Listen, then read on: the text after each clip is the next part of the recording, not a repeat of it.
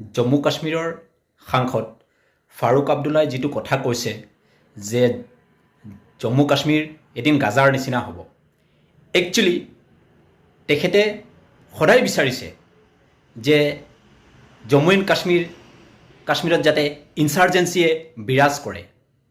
তেখেতে কেতিয়াও বিচৰা নাছিল যে এটা পিচফুল পৰিৱেশ জম্মু কাশ্মীৰত গঢ়ি উঠক।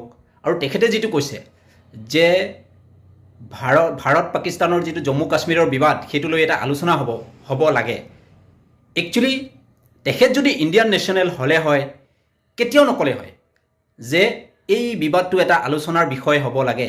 যদি তেখেতৰ ভাৰতৰ যদি তেজ থাকিলে হয় গাত, এই কথাখিনি কেতিয়াও নকলে হয়।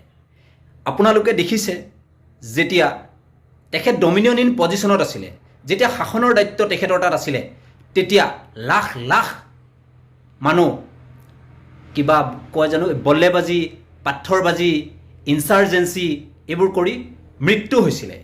তেখেতৰ ল'ৰা ফাৰুক আব্দুল্লা, উমৰ আব্দুল্লা যেতিয়া শাসনৰ দায়িত্বত আছিলে তেতিয়াও লাখ লাখ মানুহৰ মৃত্যু হৈছিলে। এই বল্লেবাজি, পাথৰবাজি, বম বাৰুদ কিবা কিবি দি মানুহ ঢেৰ হত্যা হৈছিলে। তেখেতসকলে কেতিয়াও বিচৰা নাছিল, বাপেকে পুতেকে কেতিয়াও বিচৰা নাছিলে যে জম্মু কাশ্মীৰত এটা পিচফুল পৰিৱেশৰ সৃষ্টি হওক। কিন্তু আজি আপোনালোকে দেখিছে এটা পিচফুল পৰিৱেশ জম্মু এণ্ড কাশ্মীৰত গঢ়ি উঠিছে। আজি কোনো বল্লেবাজি নাই, পাথৰবাজি নাই।